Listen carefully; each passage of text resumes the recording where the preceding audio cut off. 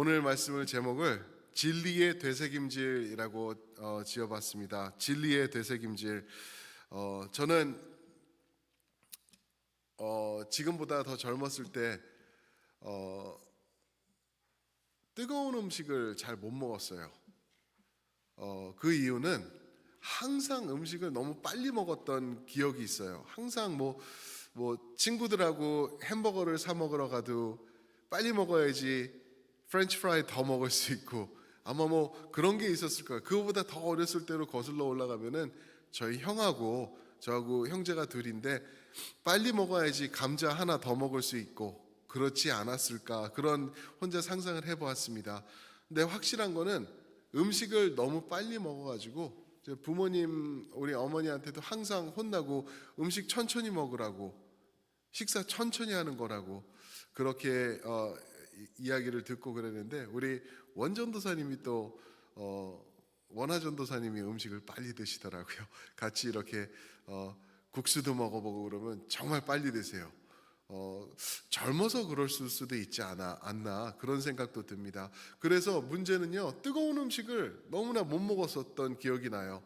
뭐 전골 같은 거는 상상도 못했죠.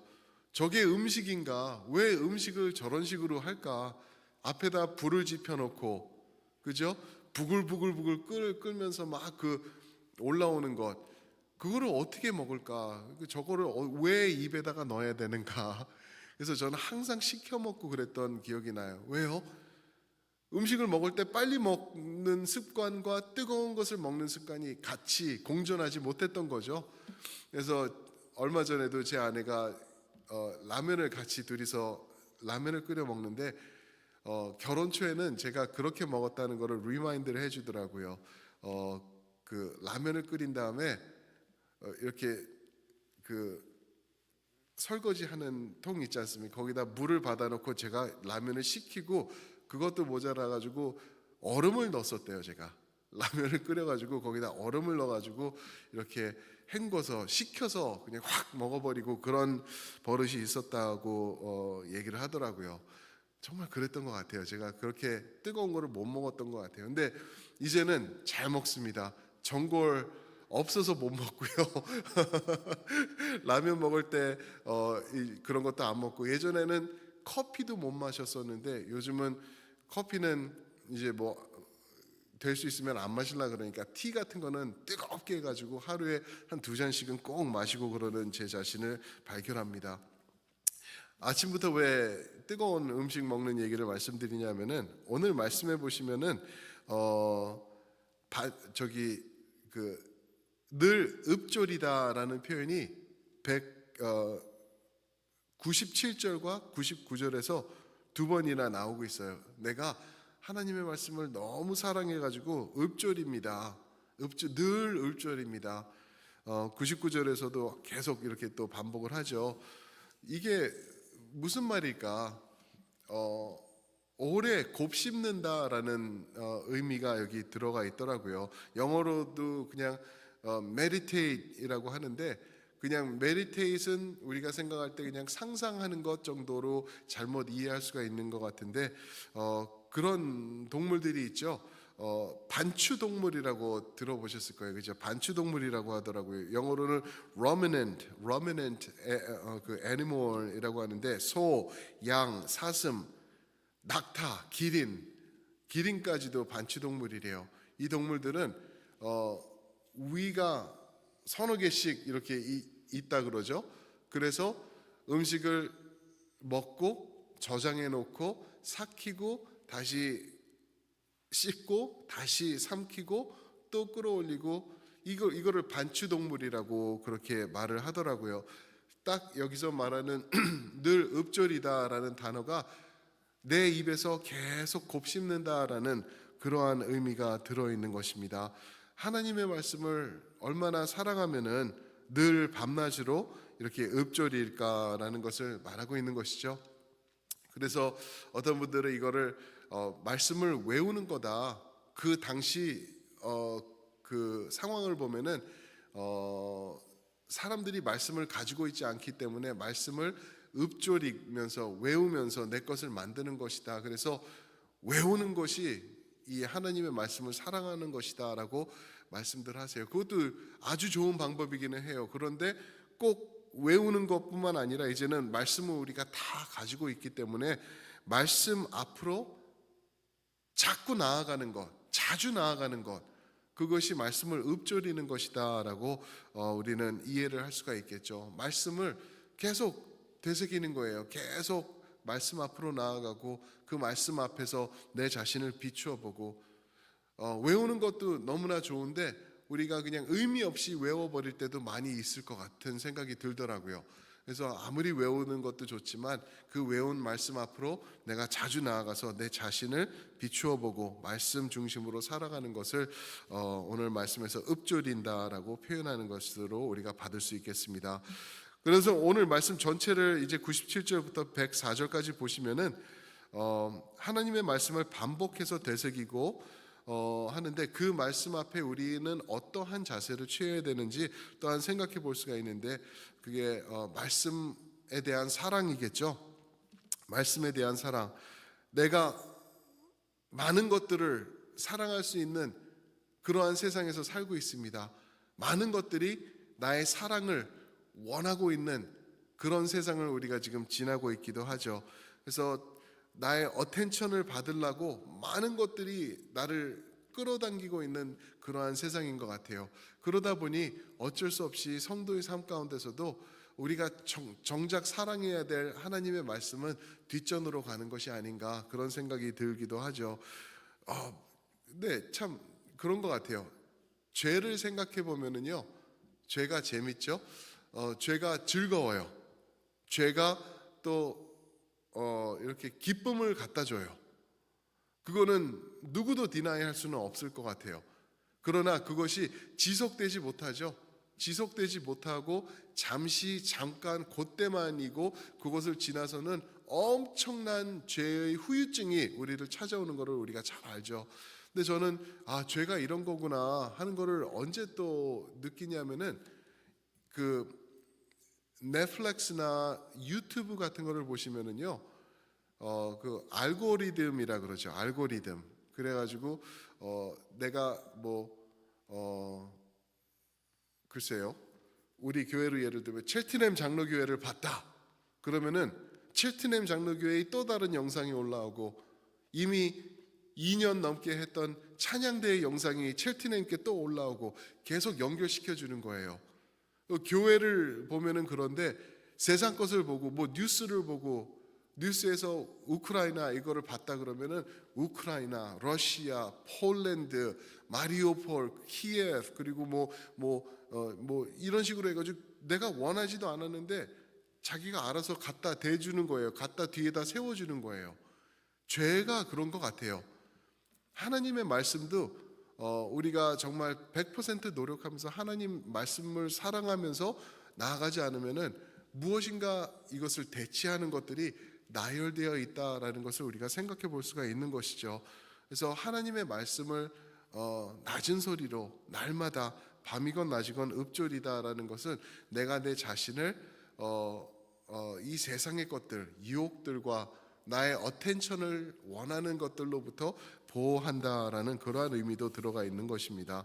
그래서 그렇게 말씀을 보호하면서 내가 말씀 앞으로 나아갈 때 말씀의 지혜가 이제 또 우리 것이 된다라는 것을 또 말씀해주고 있죠. 99절을 보시면 말씀을 읊조릴 때 나의 명철함이 내 모든 스승들보다 낫다라고 말을 하고 있죠. 요즘은 그렇듯이 금방 말씀드린 듯이 지식이 엄청나게 많은 시대를 우리가 살아가고 있죠. 줄을 서서 이것도 네가 알아야 된다, 이거를 해야 된다, 이런 책 읽을 시간 없지, 이 책을 요약한 것이 이것이다 라고 하면서 쫙 많은 지식으로 우리에게 다가오고 있는데, 그러면은 우리가 진짜 지식이 넓어지고 탁월해지고 그래야 되는데 전혀 그렇지 않은 것을 보죠. 지식은 생길지 모르지만 지혜는 점점점 없어지는 그러한 세상을 우리가 살고 있는 것입니다. 스승보다 나았다. 100절에서는 노인보다 나았다. 그렇게 말을 하고죠. 스승과 노인. 당시 여기서 말하는 노인은 장로라고 말할 수 있겠죠. 그러니까 머리가 하얀 어른들, 세상을 많이 경험한 어른들, 나를 가르치는 스승들, 이들보다 내가 더 나았다. 나의 무엇이요? 명철함이 99절과 100절에서 명철이 이들보다 나았다라고 하는데, 명철은 무엇일까? 뭐 다 포함되죠. 우리가 잘 알죠. 그런데 사리 판단인 것 같아요. 사리 판단.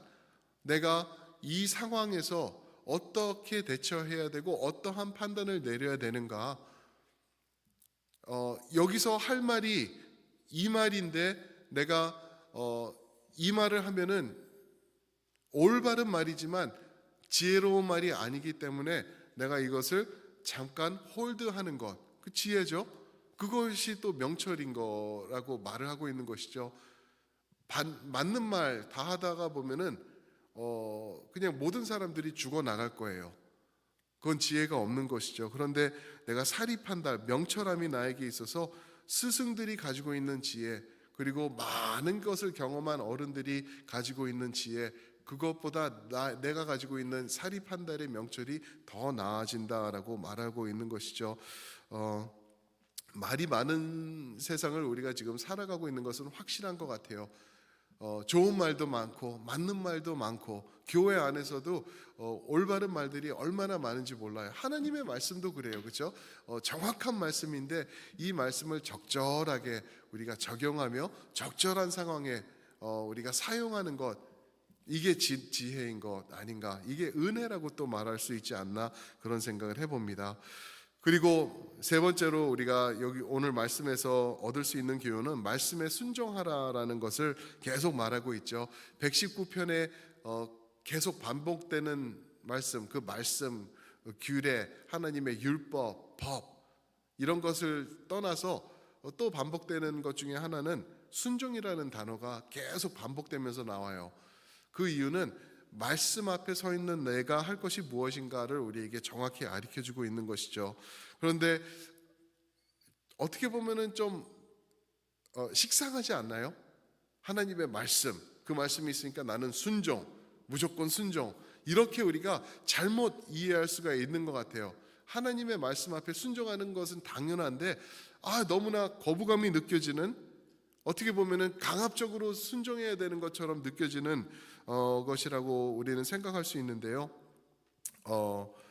103절에 보시면은 그런 표현이 있죠. 주의 말씀의 맛이 내게 어찌 그리 단지요, 내 입에 꿀보다 더 다나이다. 하나님의 말씀을 순종하는 것에 대해서 말을 하고 있는 것인데, 하나님 말씀이 나에게 너무나 달아요.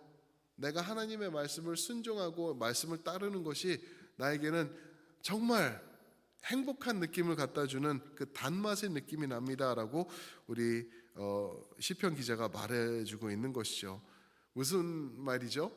하나님의 말씀을 접하는데 날마다 읊조리니까 내가 해야 될 것, 하지 말아야 될 것, 내가 순종할 것들이 드러나게 되는데, 그 말씀 앞에서 내가 하나님 순종합니다라고 나아갔을 때, 그때는 그냥 이게 버겁고 율법적이고 나를 억누르는, 억압하는 그러한 세력이 되는 것이 아니라 이게 다네, 이게 나한테 즐거움이 주어지네, 이게 나에게 행복이 되어지네 라고 다가오게 되는 그러한 것을 말하고 있는 것입니다.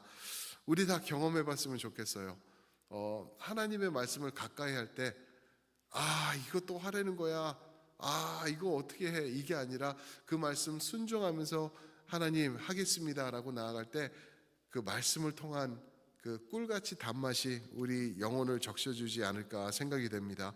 요한복음 1장에 보면은 이 말씀이 예수님이라고, 그죠? 하나님이 말씀으로 오셨다라고 말씀하시죠. 요한복음 16장 13절에서는 진리의 성령께서 오시면은 그가 우리에게 모든 진리 가운데로 인도하실 것이다 말씀하십니다. 성령께서 오시면은 그분이 진리의 성령님이신데, 그렇기 때문에 진리의 말씀으로 인도하실 것이다. 여기서 말하는 진리는 하나님의 진리를 말하고 있는 것이죠. 이 세상을 살아가는 길, 어떻게 사는 것이 지혜로운 것일까? 많이 모아두는 것, 많이 쌓아두는 것, 과연 그런 것이 전부일까? 내가 행복해지기 위해서, 편해지기 위해서 조금 더 노력하는 것, 이게 지혜일까? 시편 기자에게 물어본다고 하면은 아마 시편 기자는 하나님의 말씀 중심으로 사는 것, 그것이 참된 지혜입니다라고 우리에게 말해줄 것 같아요. 저는 이제 요즘은 뜨거운 거 잘 먹습니다. 그전은 막 입술 천정도 디고 혀도 디고 그래가지고 막 이렇게 까지고 너덜너덜해지고 막 그랬던 경험들이 있는데 요즘은 그러지 않아요. 그냥 잘 후후 불어서 식히면서 즐기면서, 그리고 그 따뜻한 것을 즐기면서 이렇게 맛있게 잘 마시고 잘 먹고 합니다. 우리 말씀에 대한 우리의 자세도 그렇게 변해갔으면 좋겠어요. 말씀이 나를 해하는 것이 아니고 이건 내가 감당할 수 없는 것이다 이렇게 하면서 말씀을 멀리하는 것이 아니라 말씀 앞으로 나아가서 그 앞에서 읊조리면서 조금씩 그 진미를 우리가 체험해 가면서 나의 영혼을 적셔갈 때 하나님의 그 기쁨, 그 꿀보다 그 단맛이 우리 성도님들을 이렇게 감싸주시고 그 말씀으로 인도해 주시고 그 생명 되신 말씀 안에 거하게 되는 은혜가 우리에게 있을 줄 믿습니다. 아멘. 우리